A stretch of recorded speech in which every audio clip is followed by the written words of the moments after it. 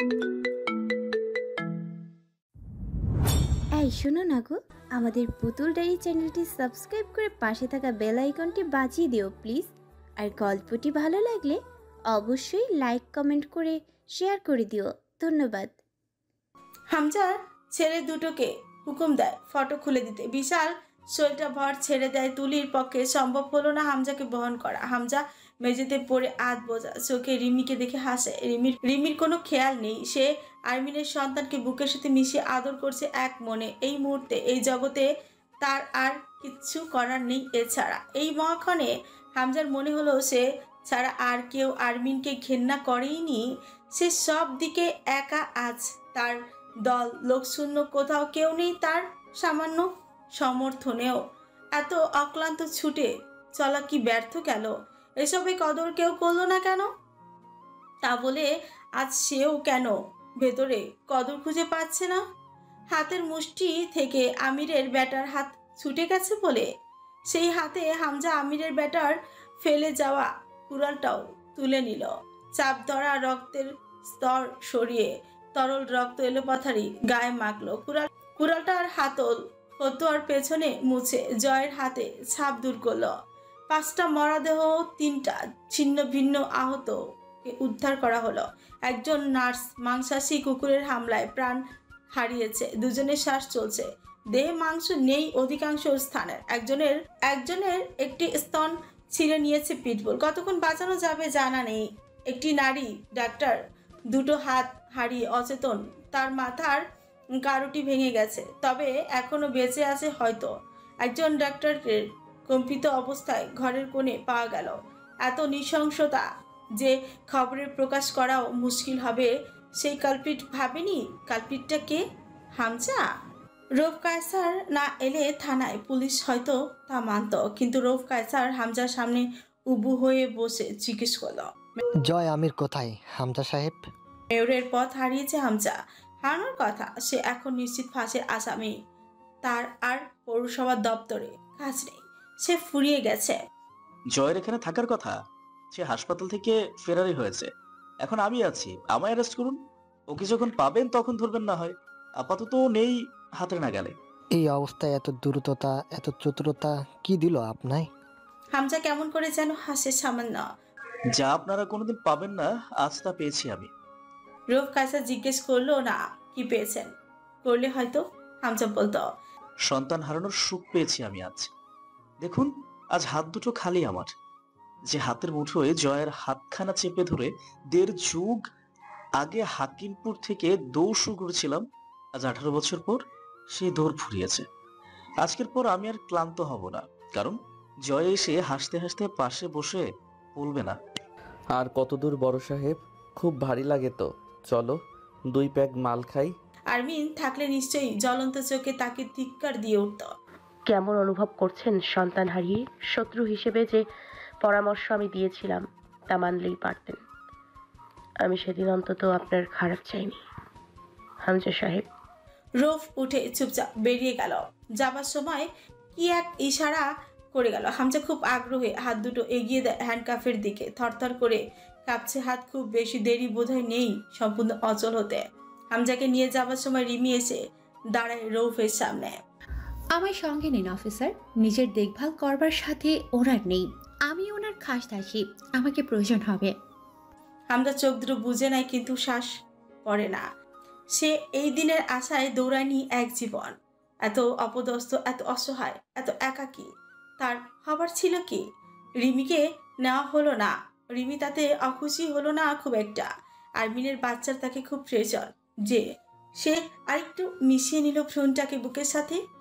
ওটা কি একটু দুধ পান করতে চাইলে রিমি দেবে। মা রিমি হলো না এ জন্মে। দুজন হতভাগীর সন্তানের দুধ মা হতে, তা বলে রিমির একটুও আপত্তি নেই। তুলির কান্না থেমে গেল এক সময়। সে সোফার সাথে হেলান দিয়ে মেজের উপরে ঠায় বসে রইল। আরমিনটা কি জ্যোতিষবিদ্যা জানে? এই তো কয়দিন আগে এই মেয়েটা বললো এ বাড়িতে কেউ থাকবে না। তুলির ঠাই হবে কি করে? ওই তো একদল বড় ঘরের তালা ভাঙছে, ধাতব শব্দ আসছে। 2 ভাইয়ের অপরাধ অশেষ। সে অশেষে রৌফ কায়সার আরেকটা যোগ করতে বড় ঘরের তল্লাশির হুকুম না দিলেও হামজাও জয়ের রক্ষার উপায় তো ছিল না। তবুও আজ এত আয়োজন কেন? সেটার প্রতিনিধিত্ব করলেন দরুন সাহেব। রিমি আর কিছুতে অবাক হবে না বলেই হলো না, কিন্তু তুলি হলো। তুলি জানে না মুরসালিনের মৃত্যুর দায় সারা আইনজীবীটার বুকে কি যে এক জ্বালা ধরিয়েছে। তিনি শেষ দেখতে চান। শেষ।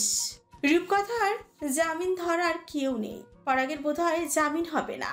তার হাতে কিছু খুনের রক্ত লেগে আছে। সালমাকে পলাশ মেরে ফেলেছে। কেন মেরেছেন জানা নেই। মানুষ মারার জন্য পলাশের কোনো কারণ প্রয়োজন হতো না, তবে সালমাকে মারার একটা কারণ আছে। সালমা রাজনের স্থায়ী রক্ষিতা ছিল। রাজনের একটি সন্তান পরাগকে গর্ভে ধারণ করেছে, সুতরাং তার কিছু পাওনা রাজনের সম্পত্তিতে থাকবেই।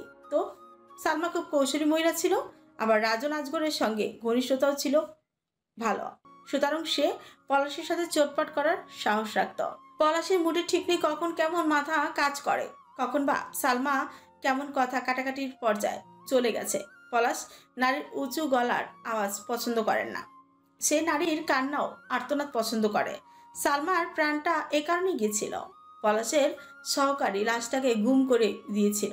এটা জানার পর পরাগ সহকারীকে মেরে ফেলেছে। পলাশকে কিছু করা যায় না। পলাশও কিছু বলেনি তাকে। মায়ের লাশ যে গুম করেছে তাকে খুন করা কোনো অপরাধ নয়। পরাগের কোনো অপরাধ নেই। পরাগের 4টা খুন প্রমাণিত। তার ফাঁসি আটকানোর মতো কেউ নেই। দল ছুট, সম্পদ বাজেয়াপ্ত, দলের সদস্য বেশ কিছু বন্দী। পরাগের রায় কার্যকর হবার পথে। তাহলে রূপকথা অনেকদিন আকাশ দেখে না, দেখলেও তার ওড়ার উপায় কেড়ে নেওয়া হয়েছিল খুব জঘন্যভাবে। সে শেষবার যখন অস্ট্রেলিয়া থেকে বাংলাদেশে এলো, ওটাকে সে শেষ আকাশে ওড়া হিসেবে ধরে নিয়েছে। সে কারাগারে থাকা অবস্থায় আজ পর্যন্ত 4-5 বার অর্ধেক ধর্ষণের শিকার। এটার জন্য দায়ী তার সৌন্দর্য। রূপকথার হাসি আসে ক্ষোভ।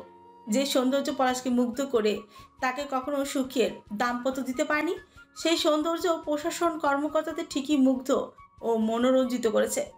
এইটা ভেবে রূপকথার খুশি হওয়া উচিত। তার সৌন্দর্য কোনো কাজে দিয়েছে তো। রূপকথার আজকাল পলাশের কথা খুব ভাবে। অবসর সময় চোখ দুটো বুঝলে নরকীয় দিনগুলো সবার প্রথমে ভেসে উঠে। পলাশ ডাকতে ডাকতে সিঁড়ি দিয়ে উঠছে। রূপ, ও রূপ। সারা জীবন রূপ বলেই ডেকেও পলাশ কেন তার রূপে মজল না? এই প্রশ্নের উত্তর জানা দরকার। রূপকথার সেই ডাকে থরথর করে কেঁপে উঠত। পলাশ আসলেই বাড়ির সব চাকর বাকর বাড়ির অন্দর ছেড়ে বেরিয়ে যেত। রূপকথা একখানা পাতলা কালো শাড়ি পরে আয়নায় নিজেকে দেখলে নিজেরই হিংসায় বুক চলত। এই সৌন্দর্যে কেন একজন সুস্থ পুরুষের হক নেই? পলাশ এসে প্রথমেই গলাটা চেপে ধরে বিছানায় হেডবোর্ডের সাথে 2টো হাত বেঁধে ফেলত, কিন্তু মুখে কিচ্ছু লাগাতো না। রূপকথার আর্তনাদ বড় প্রিয় তার। রূপকথা বুক ভরে শ্বাস টানে। আজ পলাশ নেই। সে কেন আছে? পরাগের ফাঁসিটা তাকে দিলে কি সমস্যা? আছে একটা সমস্যা, সে মুক্তি পেয়ে যেত। এটাই দুনিয়ার সমস্যা। রূপকথার খুব অন্তুর কথা মনে পড়ে। মেয়েটার কাছে বসে কথা বলতে খুব মন চায়। রূপকথার অভিমানও আছেই নিয়ে। রূপকথা ঘৃণ্যই হলো বা ঘৃণা করেও কি একবার দেখতে আসা যায় না? আসে না অন্ত। রাত্রির 4র্থ প্রহর, আকাশে মেঘ, বৃষ্টি হবে বোধহয়। পৃথিবীর উত্তর গোলর্ধ যেন গভীর রূপ ধারণ করেছে। সাথে অন্তর ভেতরে কিসের এক ভয় পেয়ে বসেছে। জয় আমির গেছে কম বেশি 9 ঘন্টা হবে। ওইদিকে কি হচ্ছে? জয় যদি হামজাকে মেরে ফেলে? অন্তু জানে মারবে না। ব্যথা রুকে ছুঁয়ে দিলে মানুষ প্রতিশোধের স্পৃহা হারায়। জয়রা কখনোই হামজাদেরকে মারে না, এটুকু স্বস্তি। হামজা এভাবে মরতে পারে না। অন্তুর যে হিসেবের গরমিল মেলানোর আছে। কোথাও একটা লাগ ডাকছে। অন্তুর ক্লাস 9-এ থাকতে শেক্সপিয়ারের রোমিও জুলিয়েট পড়েছিল। টাইবল্টকে মারার পর রাতে নির্বাসিত রোমিওর সঙ্গে জুলিয়েটের শেষ দেখার প্রহরে একটা লার্ক খুব করুণ সুরে গান গাইছিল বলে উল্লেখিত করেছিলেন শেক্সপিয়ার। অন্তুর মনে হলো জয় আমির ধরা পড়েছে। তাদের শেষ দেখা হয়ে গেছে। তারা তো রোমিও ও জুলিয়েট নয়। তাহলে ভোরের পাখিটা গাইছে কি সাথে? মুরসালিন মহান গাইতো এমন কয়েকটা লাইন অন্তু গেয়ে উঠল। মনটা যদি হইতো প্রবাল হাওয়া, হইতো যদি শুভ্র কবুতর, মেঘের ডানায় পাঠিয়ে দিতাম মদিনারি পথে, যেথায় আমার প্রিয় নবী। অন্তু কখনোই যাবে না কারাগারে জয় আমিরের সঙ্গে দেখা করতে। যেদিন জয় আমিরের শাস্তি ফুরাবে তা কত বছর পরে, তখন দুজন কেমন হবে, বুড়ো হয়ে যাবে তারা। তখন দেখা হলে হবে একবার। অন্তু একবার কারাগারের বাইরে গিয়ে দাঁড়াবে শীর্ণ জীর্ণ বৃদ্ধ যাবজ্জীবন কারাদণ্ডে ভুগে বের হওয়া আসামি জয় আমিরকে দেখতে। অন্তু সেই নোংরা সালোয়ার ও কামিজটাই পরেছে। কক্ষে থাকা সম্ভব নয়, দম ফুরিয়ে আসছে, বুকের অস্থিরতার মাত্রা ছাড়াচ্ছে। সে কোনো রকমে দেহটা তুলে বিছানায় বসে বেলকুনি দিয়ে বাইরে দেখে। আশপাশে বহুদূর অবধি প্রাণ নেই। একটি পরিত্যক্ত নিবাসের অবরুদ্ধ কক্ষে এই শেষ নিশীথ প্রহরে লার্কের করুণ স্বর অন্তুর শরীর কাঁপিয়ে তুলল। মনে হলো পৃথিবীর সব আলো গ্রাস করেছে কোন এক হিংসুটে কাল গর্ভ। সূর্য সেই হুমকিতেই নিজেকে লুকিয়েছে সমুদ্রের অতলে। আজ ভোর হবে না? ভোর হবার সময় পেরিয়ে যাবার পরেও এই নিশীথ খুঁজবে না। খুব বর্ষণ হবে, তবু ভোর হবে না। এরকম এক প্রহরে আমজাদ সাহেবের শরীরটা শিথিল হয়ে এলো। অন্তুর কি যে কান্না পাচ্ছিল। আব্বুর সামনে কাঁদার অনুমতি নেই বলে সে কাঁদতে পারেনি। কোথাও গাড়ি নেই আমজাদ সাহেবকে হাসপাতালে নেবার জন্য। অন্তু ভাবলই না যে আমজাদ সাহেব অন্তুকে বিদায় দিয়ে স্ট্রোক করেছে। অন্তু ভাবলই না যে আমজাদ সাহেব অন্তুকে বিয়ে দিয়ে স্ট্রোক করেছেন। সেই রাতটা এমন ছিল। তারপর তার ভোর হয়নি অন্তুর জীবনে। আব্বু রাতের খাবারের টেবিলে বসে ধমকে ডাকেনি বলে অন্তু গতকাল রাতে খাবার খায় না। আব্বু এসে পাশে বসে অন্তুর লেখা দেখে বলে, না লেখা তো ছোট করবি না, দ্রুত লিখতে শিখতে হবে। লাইন বাঁকা কেন? অন্তু পড়তে বসে না কতদিন সন্ধ্যার পর। খুব কি দরকার ছিল আব্বুটার চলে যাবার? তাদের ছোট্ট পরিবারটা কিভাবে যেন বিধ্বস্ত হলো। অন্তুর মনে হয় এই তো সেই দিন অন্তুর জন্য পৃষ্ঠা কিনে এনে বারান্দার রোদে বসে খাতা সেলাই করছেন আমজাদ সাহেব। ক্যালেন্ডার হিসেব করলে 7 মাস হয় আমজাদ সাহেব পালিয়েছেন। অন্তুর হাত শিরশির করে উঠল। তার ভেতরে রক্তের নেশা জাগল। তার সন্তানের খুনি, তার আব্বুর খুনিদের রক্তের নেশা। আর মেইন অন্তু থরথর করে কেঁপে উঠল। এই পৌরুষ কণ্ঠস্বর অন্তুকে ভার্সিটির সেই সব অভিশপ্ত দিন মনে করায়। সে পেছন ফিরল না। রক্তের নেশা সত্যি যদি পেয়ে বসে লোকটার মুখ দেখলে, অন্তু কখনো জয় আমির হতে পারে না। জয় আমিরের হাতে ঝুলন্ত হ্যান্ডকাপ, শরীরে রক্তে ঢাকা। দাড়ি বেড়েছে লোকটার, চুলগুলো শেষবার শরীরের যত্ন নেবার মাস পেরিয়েছে। যে মদ কোথায় পেয়েছে কে জানে। কয়েক চুমুক ঠক ঠক করে গিলে বোতলটা ছুঁড়ে মারল মেঝের উপর। কাঁচ ভেঙে তরল ছড়িয়ে পড়ল দরজার সামনে। অন্তুকে কি জয় আমিরের ক্ষত বিক্ষত ক্লান্ত পরিশ্রান্ত দেহ অবয়বে একটু প্রভাবিত করলো না? না, সে বরং জিজ্ঞেস করলো, জয় আবার কে এসেছেন এখানে মরতে? আমির হেসে ফেলল। বাইরেও মরণ। আমার পাপের বোঝা না বারুক, বাইরে গিয়েই মরুন। তোর হাতে মরবো বলে এত দূর এলাম, এই দেখ রক্ত ঝরতেছে পায়ে, ফিরাই দিস না। আরমিন, চলার শক্তি নাই আর। এসেছেন কেন? কোনো প্রয়োজন ছিল না। কি করে এলেন? কোথায় গিয়েছিলেন? জয় একটা শেষ সিগারেট ধরালো। ছে, এত প্রশ্ন কেন? অস্ত্র নাই তোমার কাছে? অস্ত্র দিতে এলাম। অন্তুর সুখ লাগে। তার ক্ষমা জয় আমির আজও মানতে পারেনি। সে মরতে মরিয়া। আমি আপনাকে শান্তি দেবার কেউ নই। আইনের হাতে মরুন, ওটা বরাদ্দ আপনার জন্য। জয় মাথা নাড়ে। হুম, পাপ তো আইনের কাছে করি নাই, পাপ করব একজনের কাছে, আর শাস্তি দেবে আইন। এই নীতি মানলে তো আজ খুনি হতাম না। উকিল ম্যাডাম, যার কাছে পাপ পাপীর সাজা হবে, শুধু তারই অভিশাপ। কলজেটা বাইর করে নেন। কবুল। সত্যি মেরে ফেলবো আজ। বেরিয়ে যান, সারেন্ডার করুন। জয় হু হু করে হাসে। সেই তো ভয় পাচ্ছ আমায় মেরে ফেলার। জয় আমিরের ময়লা জনম ধন্য। প্যান্টের নিচ বেয়ে সরু রক্তের ধারা তালু অবধি পৌঁছেছে। এতদূর কিভাবে এসেছে এই অবস্থায়? জয় মেঝের উপর ঠেসে বসে। ব্যালকনির দরজার পাশে দেয়াল ঘেঁষে আর্তনাদের মতো শব্দ করে করলো বসার সময়। শরীরে বিষ ব্যথা। বুকে বোধহয় ব্যথা নেই, ফুরফুরে লাগছে। এই তো সামনে পথে শেষ। ক্লান্ত জয় আমির পিঠ হেলান দিয়ে বসে পরিশ্রান্ত কণ্ঠে আরমিনকে ডাকে। পাশে এসে বসো তো একটু ঘরওয়ালি। অসুস্থ অন্তু বসে, জয়ের কাঁধে মাথা রাখে। জয় চোখ দুটো আবেশে বুঝে নেয়। তার হৃদয় পাটিকাগুলো অস্থির চিত্তে লাফায়। অন্তু কি একটাবার জড়িয়ে ধরতে পারে না জয়কে? না, অন্তু তো টের পাবার ইচ্ছাই রাখে না জয়ের বুকের ভেতরে রক্তক্ষরণের। বরং অন্তু খোঁজ করে জয়ের কারাবন্দি হবার। পুলিশ এসছে পেছনে। আসতে অল্প দেরি হবে, ততটুকুই সময় পাবে তুমি। আর কিন্তু ধরতে পারবে না। উড়ে যাব আমি, সত্যি বলতেছি, তোমার কসম। কসম কাটবেন না। জয় তাকায় অন্তুর দিকে। কাটলে কি? মিথ্যাকে সত্য করার হাতিয়ার হিসেবে মানুষ কসম কাটে। বেশ কয়েকটা টান একসাথে দিয়ে সিগারেটটা কোথাও ছুঁড়ে ফেলে দিয়ে বলে, তাইলে আরেকটা কাটি। জয় আমির বোধহয় একটা আবদার করলো সেদিন। বদনাম তো হলোই, বদনামের দাগ ওঠে না। সঙ্গে চলো, এই জীবনটা বদনামের নামে যাক। কসম, পরের জন্মে আর বদনাম করব না। অন্তু এই জয়কে কিছুক্ষণ দেখে। অন্তুর দৃষ্টিতে জয় কেমন ছটফট করে ওঠে। না, এভাবে না। মরার ভয় পেয়ে বসলে ইজ্জত থাকবে না।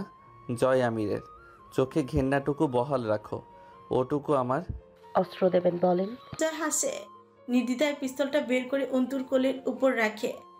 সত্যি মেরে ফেলবে? বহুদিনের স্বাদ। জয় চোখ বুঝলো এবার। মুখ দেখে মনে হচ্ছে কাঁধে মাথা রেখে কত সুখ পাচ্ছ। আসলে তো ছলনা। এই মিথ্যা ভঙ্গি কেন? ভালোবাসো? মানুষ হয়ে পশুকে কি করে? বাসা যায় তো। কুকুর, বিড়াল, এমনকি জঙ্গলি হিংস্রদেরকেও ভালোবাসে মানুষ। ওটা স্নেহ, সেটাও সেই সকল পশুকে যেগুলো হিংস্রতা ভুলে মালিকের স্নেহের যোগ্য হয়ে ওঠে। মানুষ খেকোকে ভালোবাসতে দেখেছেন? জয় এবার গা দুলিয়ে হেসে ফেল, কিন্তু তা অদ্ভুত ঠেকলো। এটা হাসি নয়। আমি পলাতক হলে কিন্তু আর বাংলায় ফেরা হবে না। সঙ্গে চলো, যাই। আমার আপনার পথ আলাদা। জয় জিজ্ঞেস করে। তাই তো। আমার পথ কোনটা এখন? কারাবাস? সে দুই পাশে মাথা নাড়ে। কারাগারে আমি যাব না, বহুত খাটছি জেল। জয় টেনে টুনে গায়ে রক্ত মাখা শার্ট খুলে ফেলল। দেখো তো দাগগুলো কি বলে। কম হয়ে গেছে জেলের মার? আর তো জায়গাও নাই। কোথায় মারবে? কিভাবে আঘাত করলে আঘাত লাগবে? আর জয় আমিরের?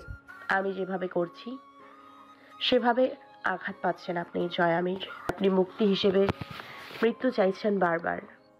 ব্যাকুল হাতে অন্তুর ছোটে আঙুল রাখে জয়। তার চেয়ে বিষ খাইয়ে দে আরমিন। শর্ত হলো এরপর ঠোঁটে একটা চুমু খাবি। চল একসঙ্গে মরে যাই। দ্বিতীয় রোমিও জুলিয়েট রচিত হোক। বিশ্বাস কর, কারাগারে মানাবে না আমাকে। গোটা কাহিনী যখন ভিন্ন, পরিণতি এক করতে চাওয়া বোকামি জয় আমির।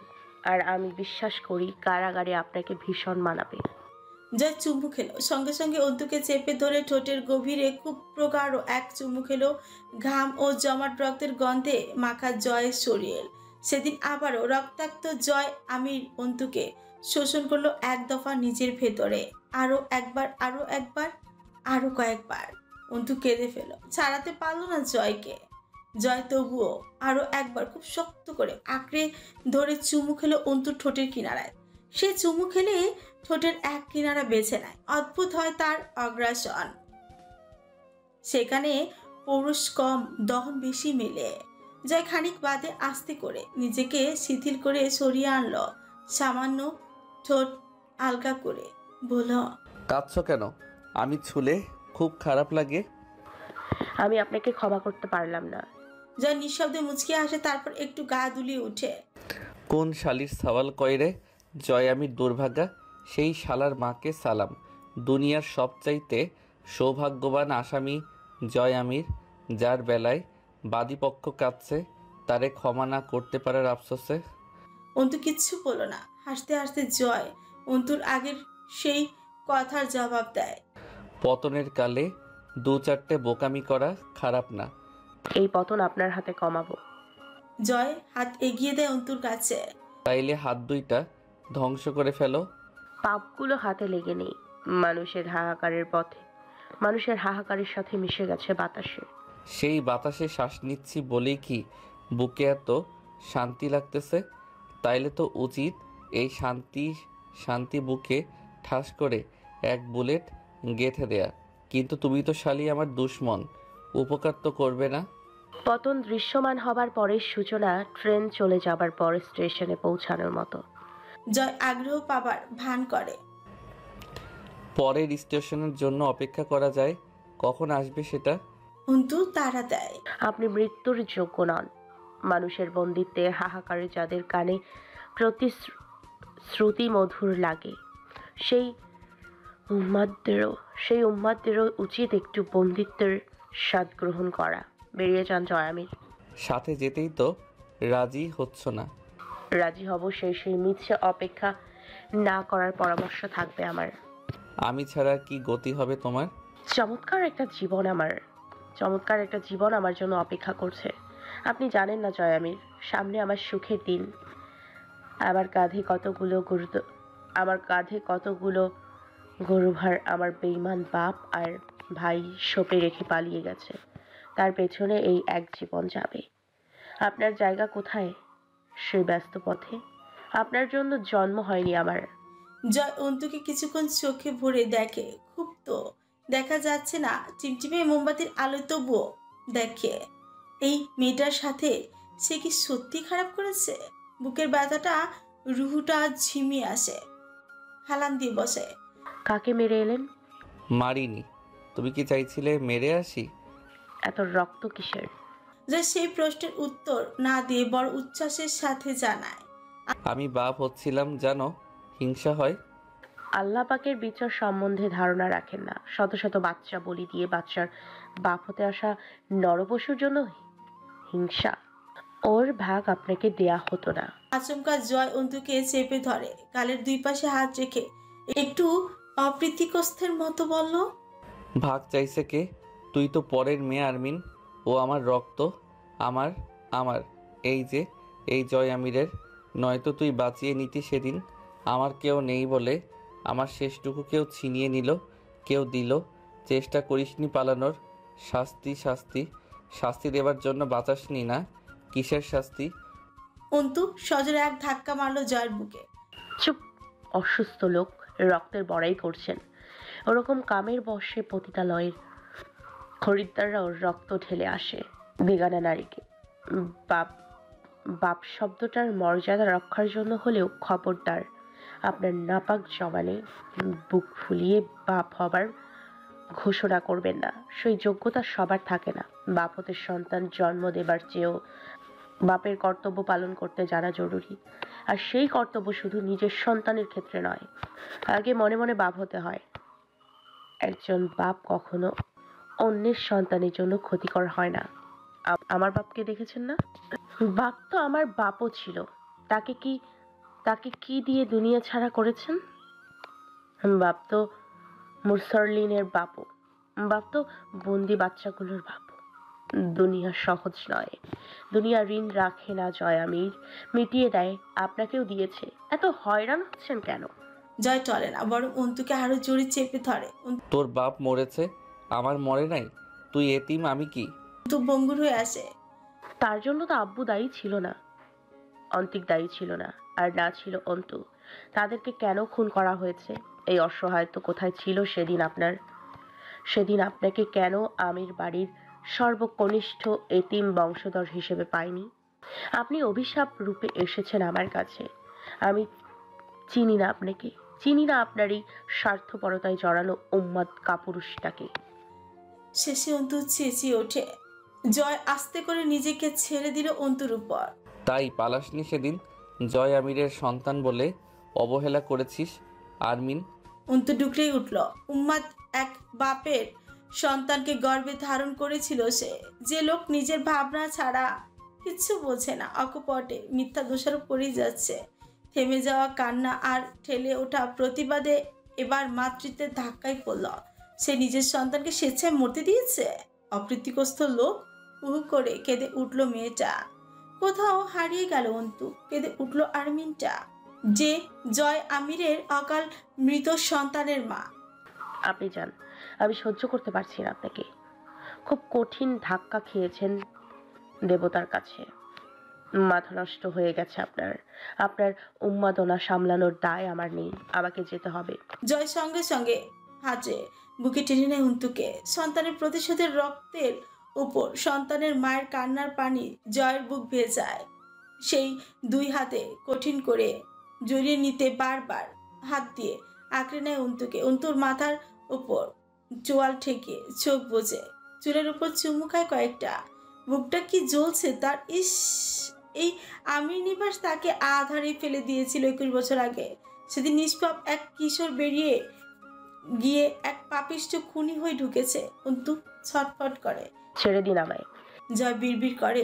সেই পদ্ধতিটাই তো ভুলে গেছি। অন্তুর মাথায় হাত দিয়ে বুকের সাথে চেপে ধরে বলল, আমার হাতে সময় নাই, ঘরওয়ালি সঙ্গে চলো। এভাবে ধরে কাদার জন্য আসামির বুকটা লাগবে তোমার, নাকি বুকটা কেটে রেখে বাকিটা কারাগারে দেবে? আজকের পর আর কাঁদবো না। অন্তু নিজেকে ছাড়িয়ে নিয়ে ওড়নাটা ঠিক করে গায়ে পেঁচালো, যেন কোনো বেগানা এসে উপস্থিত হয়েছে হঠাৎই। জয় শার্ট পরে খুব জোরে জোরে শ্বাস ফেলে বাচ্চাদের মতো খাবারের আবদার করে উঠলো। খিদে লাগছে খুব, কিছু নাই খাওয়ার মতন? অন্তু মাথা নাড়ে। না। পানিও নাই? গলা শুকায় আসতেছে খুব, একটু পানি খাবো আমি। নাই পানি? খুব খিদে পেয়েছে। কিছুই খাই নাই, পেট খালি, ভীষণ খিদে পাচ্ছে, শরীর খারাপ লাগতেছে খুব। একটু পানি থাকলে দাও, পানি খাবো। আছে পানি? বুক ফেটে মরবো মনে হচ্ছে। হেসে ফেলল জয়। দুজনের এই কয়েকটি বাক্য বিনিময়ে কয়েকটি সেকেন্ড কাটলো। তার পরক্ষণে অন্তু উঠে কোনো রকমে সামান্য কিছু পানি বোধহয় আছে বোতলে। অন্তু মোমবাতিটা আনতে এগিয়ে যায় একটু, কিন্তু প্রতিমধ্যে তাকে থামতে হলো। যাও টের পায় সিঁড়িতে পদাচরণ আওয়াজ। এক লাফে উঠে দাঁড়ায় সে। অন্তুর দিকে তাকিয়ে বলে উঠছে, এই জন্য কেঁদে আমার সময় নিচ্ছিল এতক্ষণ? আপনার প্রাপ্য বুঝিয়ে দেবার জন্য জরুরি ছিল। আমি দুঃখিত জয় আমির। আবার ছলো না, বলেছিলাম চাইলে তোর হাতে ধ্বংসের এক মুঠো ছাই হব। যা মানুষ সদিচ্ছায় দেয় তা তার শাস্তি হতে পারে না।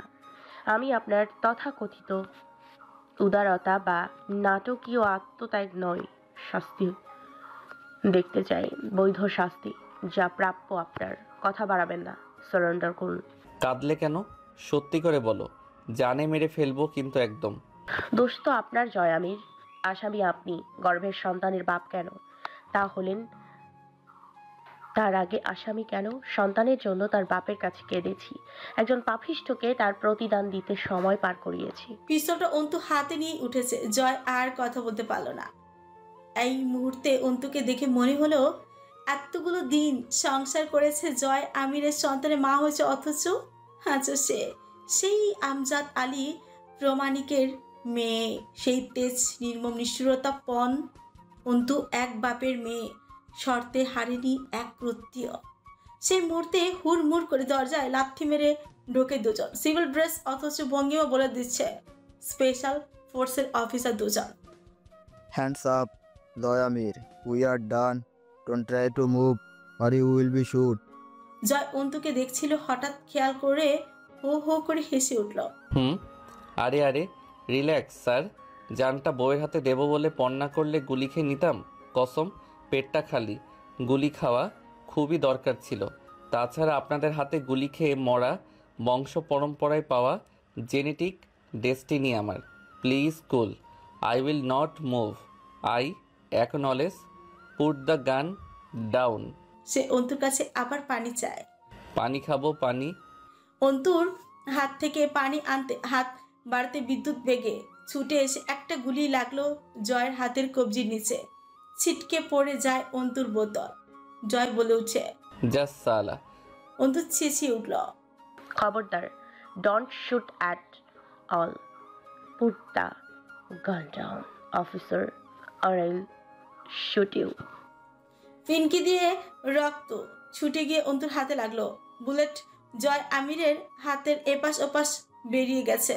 জয় আমিরের গরম রক্ত ছুটন্ত গাঢ় খয়েরি লাল রক্তের ছোঁয়া। অন্তু কেঁপে উঠল, ছুটে এসে ওড়না দিয়ে চেপে ধরলো হাতটা। জয় অন্তুকে বুকের সাথে বাহু ডোরে জড়িয়ে নিয়ে দাঁড়ায়। সুতোর ওড়না জয়ের রক্তে ভিজে জুবুথুবু হয়ে উঠছে।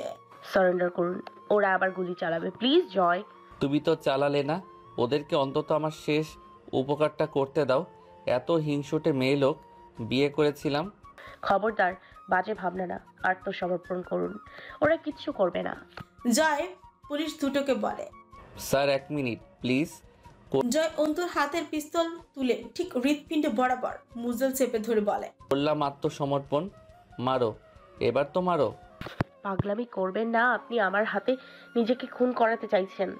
না, খুন হবে না এটা। ভেতরে কিছু একটা খুব ছটফট করতেছে। তুমি গুলি চালাইলে তবে আমি নিশ্চিত ওই শালা থামবে। থামাও ওরে। অন্তুর ক্ষমতা নেই, দুপা হাঁটে। তার শরীরের নিচের অংশ অচল প্রায়। রক্তের সালোয়ারের অংশ অনেকখানি আগে ভিজে উঠেছে। আর জয়ের রক্তে হাত। রক্তপাত থামবে না এভাবে। এমনি অসুস্থ আপনি, এখন আর অহংকার করবেন না প্লিজ। তুমি তো করতেছো। আমি সাফ সাফ দেখা যাচ্ছে চেহারায় আত্মগরিমা না। জয় হাসে, তারপর অসহ্য ব্যথায় মুখটা কুচকে ধরে হা করে শ্বাস নেয়। গল গল করে রক্ত পড়ছে। অন্তু ওড়না ভিজে গেছে, আর রক্ত শুষবে না ওটা। অস্ত্র ফেলে দাও জয়, হয়তো এবার আর গুলি ও জায়গায় তাক করা হবে না। ধ্যাত মিয়া, আলগা ভাব দেখায় না তো। মেরে দিলে না হয় মেনে নিতাম, যে ঘরওয়ালি তো মারল না। সে যখন চায় তো আইনের হাতেই গেল এই জনম। না মেরে প্যান ঠাপাইলে তো সমস্যা। এইবার আমি কিছু করি। আচমকা কোথা থেকে যেন লাইটার জ্বালিয়ে ছুঁড়ে মারল মেঝের উপর। দাউ দাউ করে আগুন জ্বলে উঠল অ্যালকোহলে। সেই মুহূর্তে বেশ কয়েকটা গুলি ঠাস ঠাস করে চলল, কিন্তু তার মধ্যে জয়ের পিস্তল থেকে বেরোনো 3টে গুলিতে একজন নিহত ও একজন গুলিবিদ্ধ আগুনের উপর পড়ল। তখন শোনা যায় ধূপধাপ বুটের আওয়াজ। বাইরে থেকে এবার সব ভেতর ঢুকে পড়েছে। জয়ের ম্যাগজিন খালি, একটা ছুরি অব্দি নেই কাছে। ইস! সিঁড়ির কাছে আসতে আসতে দুজনেই বসে পড়ল। জয়ের মাথা ঘুরছে, পা অবশ্যই এলো বাহুতে ক্ষত। সেই হাতেরই কবজিতে আবার গুলি লেগেছে। অন্তুর পক্ষে হাঁটা সম্ভব নয়। তিত্তির করে বদরক্ত যাচ্ছে গর্ভ ধুয়ে। জয় অন্তুর হাত সরাতে চায়, অন্তু ছাড়ল না। বসে থাকুন, ওরা আসলেই 2 হাত তুলে সমর্পণ করবেন নিজেকে। অন্তু জয়ের হাত সরাতে চায়, জয় ছাড়ল না। জয় অন্তুকে নিয়ে উঠে দাঁড়ায়, একটাবার তাকায় পেছনের দিকে। 21 বছর আগে যেদিন এই সিঁড়িটা দিয়ে নেমে গিয়েছিল, সেদিন সে বড় বাবার কোলে। সেদিন বড় বাবা ছিল রক্তাক্ত। এই নিবাসটা তার জন্য কখনোই নয়। দুজন নামতে নামতে আবারও থামে। ফোর্স সদর ঘরে ঢুকে পড়ার আগেই দুজন কোনো রকমে বেরিয়ে গেল নিচতলায় পেছনের বারান্দা দিয়ে। অন্তুকে জোর করে টেনে নিয়ে যায় সে। অন্তু অবাক হয়, জয়ের এই শরীরও সে জয়ের সাথে পারছে না। অন্তু নিজেকে ছাড়াতে চেঁচিয়ে উঠল এবার, আমি যাব না আপনার সাথে। সঙ্গে যেতে হবে না, আমি যেখানে যাব তোমার সময় হয় নাই এখনো যাবার। এইখান থেকে অন্তত বের করি। আমার বাপের বাড়িটা ভালো না। আপনি দাঁড়ান এখানে, রক্ত থামছে না। কি করতে চাচ্ছেন আপনি? সেই পেছনে লোহার ফটকের কাছে পৌঁছায় দুজন। এই পথ দিয়ে জয়নাল আমির হুমারিয়া ও জয়কে বের করে দিতে গিয়ে ধরা পড়েছিল। জয় হেসে ফেলল। সে অন্তুকে বের করে দিতে গিয়ে ধরা পড়বে, কিন্তু একটা ব্যাপার মিসিং। হুমারিয়ার গর্ভে সন্তানটা ছিল, আরমিনের নেই কেন? পরক্ষণে তার মনে হয় না। তারপর হুমারিয়ার সঙ্গে যা হয়েছে তা আরমিনের সাথে হবার নয়। মরচে ধরে হয়ে যাওয়া ছোট্ট একটা তালা। কারা মেরেছে জানা নেই। জয় ডান পাটাতে 2টো কষে লাথি মারল। আর তখন সামনে দিয়ে গোটা নিবাসের ভেতরটা খুঁজে ফোর্স তাদের পেছনেই এসে পৌঁছেছে। ছুপ ছুপ করে জড়ো হলো জয়ের পেছনে। জয় হাসে, হাসতে হাসতে মাথা উঁচু করে শটান দাঁড়িয়ে থাকা আমির নিবাসীকে একটাবার দেখে মনে মনে হেসে বলে, তোর সাথে আমার এই জন্মের শত্রুতা রহস্য রইল। পরের জন্মের শালা তো রহস্যও জানবো, আর প্রতিশোধও তুলব। রেডি থাকিস শালা নিমখারাম। অন্তু বসে পড়ল। রক্তপাত বাড়ছে। ফোর্সের ভেতরে রৌফ কায়সারকে দেখে হেসে উঠল জয় আমের। কোন ব্রাঞ্চের লোক কোন ব্রাঞ্চে যুক্ত হয়েছে এক জয় আমিরের তুচ্ছ জীবন কাটতে? জয় উচ্ছ্বাসিত কণ্ঠে অভিনন্দন জানায় তাকে। শান্তি বর্ষিত হোক স্যার। দেখুন না আপনার লোকেরা কি করেছে হাতটার। একটু পানি খাবো স্যার, খুব পিপাসা পাচ্ছে। পানি আছে? সেটা কাস্টডিতে বেহিসাব পাবেন। তার আগে মিসেস আরমিনকে পাস করুন। জয় আমির, নিজেকে স্যালেন্ডার করুন। আমি বারবার বলবো না, পালানোর চেষ্টা করলে কোনো রকম কনসিডার করা হবে না। এটা হুমকি নয়, এটা সতর্ক। ওনাকে ছেড়ে দিন। যদি মনে করেন ওনাকে জিম্মি করে যদি কোনো কিছু করতে চান, তাহলে সামনে ফোর্স মেম্বার আছে। ব্যাকআপ ছাড়া আসেনি পোস্ট। আপনার শুভাকাঙ্ক্ষী আমি, তাই সতর্ক করছি। না স্যার, মিসেস আমার কাছে সবচেয়ে বেশি সুরক্ষিত আছে। আমি আজ দৌড়াবো পরাণ খুলে। থামাতে পারবেন না। ওঠো ঘরওয়ালি।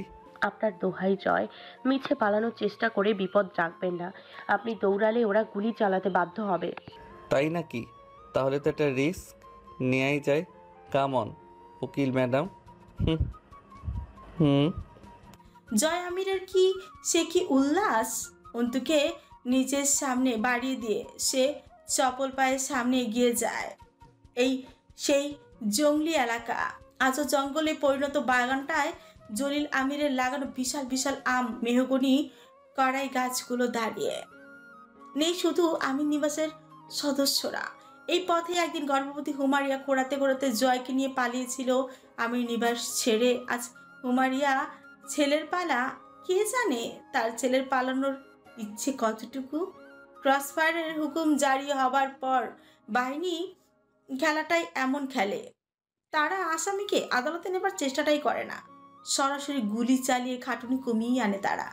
সেই সুবাদে নিশীথের শেষ প্রহরের নির্মম নীরবতাকে কাঁপিয়ে তুলে একে 47 রাইফেল থেকে একটি বুলেট ছুটল, শাহ করে গিয়ে লাগলো হুমারিয়ার ছেলের পিঠ বরাবর। বক্ষ পিঞ্জরের পশুকার কোনো এক ফাঁকে ওটা আটকে রইল। যা কুজো হয়ে পড়ে, জোরে করে হেসে উঠে অন্তু থমকে দাঁড়ায়। হাতটা তার জয় আমির আরো শক্ত করে চেপে ধরেছে এই মুহূর্তে। হাসছে লোকটা, পুরুষ হাসির ঝংকারে অন্তুর শরীরের লোম খুব শিরশির করে উঠল। জয় আমিরের হাসি থামছে না, তবুও পা ঝেড়ে টান করে অন্তুর হাত ধরে টেনে নিয়ে সামনে এগোতে চায়। আজ সে ঠিক বুঝতে পারে না মৃত্যুকে সে বেশি ভালোবেসেছে নাকি সেই অসীম ভালোবাসার ঊর্ধ্বে জয় আমির মৃত্যুর সাথে বেইমানি করে আরো কিছু চেয়ে বসেছে। তাকে তার হাতের মুঠোয়, ওটা কি কিছুকাল বাঁচার আকাঙ্ক্ষা জয়ের হাতের মুঠোয়? মৃত্যুকে অভিমান করলো না, করাই তো উচিত। এতগুলো বছর মৃত্যু বারবার হাতছানি দিয়েছে, জয়কে গ্রহণ করেনি, আজ করেছে। আর আজ কিনা জয় আমিরের চোখে মৃদু অনীহা, অতটুকু মৃত্যুর বরদাস্ত নয়। জয় মৃত্যুকে দেখে প্রাণ খুলে হাসতে লাগলো আর সামনে এগোনোর চেষ্টা করতে লাগলো। সেই মুহূর্তে পর পর আরো দুটো, তারপর আরো একটা বুলেট এসে লাগলো জয় আমিরের পিঠের শিরদাঁড়ার মাঝ বরাবর। এটা কেন যে ফুরে জয় আমিরের প্রশস্ত বুকটা চিরে ছুটে গিয়ে বিদ্যুৎ জলিল আমিরের রোপণকৃত একটি গাছের গায়ে। জলিল আমির নিশ্চয়ই গাছটা লাগানোর সময় ভাবেননি এই গাছে একটা বুলেট বিঁধবে। তার নাতির বুক ফুঁড়ে রক্ত ধুয়ে এসে বাকি দুটো বুলেট, একটা পেটে আরেকটা ঠিক জয় আমিরের এক জনমের স্বাদ মিটিয়ে বুলেটটা হৃৎপিণ্ড বরাবরই বিঁধে গেল। জয় ক্ষণকাল কুজো হয়ে হাসে। সে দেখে সে উবু হবার ফলে তার বুকের রক্ত নোংরা ঘাস মাটির উপর চপচপ করে ঝরছে। জয়ের হাসি বাড়ল, গা দুলিয়ে হাসতে লাগলো সে। নিয়ম ভঙ্গ হয়নি। জয় আমিরের রক্ত 21টা বছর ধরে মাটি শোষণ করে আসছে। যে পথে মানুষ বড় অবহেলায় পা মারিয়ে হাঁটে, সেই সবখানে জয় আমিরের অদামি রক্ত গলগলিয়ে ঝরে গেছে। জয় বসে পড়ল। তখন অন্তুর হাতটা হাতের মুঠোয় ছিল, কিন্তু বসে পড়ার পর চোখ দিয়ে ঝরঝর করে কয়েক ফোঁটা পানি মাটিতে পড়ার পরপরই জয় আমি লুটিয়ে পড়লো ঘাসের উপর। আকাশটা কেঁদে ফেলল বোধ হয়। খুব অবাক করো ব্যাপার, আকাশের কি হয়েছে? তার কি খুব দুঃখ? এই শেষ সাথে তার কান্না পাবার কি কারণ? অন্তু টের পায় তার হাতটা কেউ ধীরে ধীরে ছেড়ে দিয়ে ধুপ করে লুটিয়ে পড়লো ওই তো মাটির উপর। অন্তু শরীরটা ঝাঁকুনি দিয়ে উঠে পাথরের মূর্তির মতো দাঁড়িয়ে রইল জয়ের দেহের পাশে। তার ওই হাতটা মৃগী রোগীর মতো কাঁপছে। সে হাতটা টান করে ধরে। তার উপর ঝিরঝির করে বৃষ্টি পড়ল আর জয় আমিরের রক্তরা পানির সাথে মিশে ধুয়ে ধুয়ে জমিনে পড়তে লাগলো। কিন্তু অস্ফুট ডেকে উঠল জয়। জয় তৃপ্ত হেসে উঠে মাটিটা খামচে ধরে দুর্বল হাতে। মাটি নাকি মা? জয় আমির হুমারিয়ার আঁচলটা চেপে ধরল। লোকে বলবে জয় আমির ঘাস চেপে ধরেছে, রক্তে ভেজা ঘাস। লোকেরা কি জানে না কিচ্ছুই। হুমারিয়া কি একটু পানি আনেননি জয় আমিরের জন্য? আনেননি। তিনি জানেন না বোধহয় জয় আমির ভীষণ তৃষ্ণার্ত। হুমারিয়া কাঁদছেন না। হুমারিয়া কিছু বুঝতে পারছেন না বোধহয়।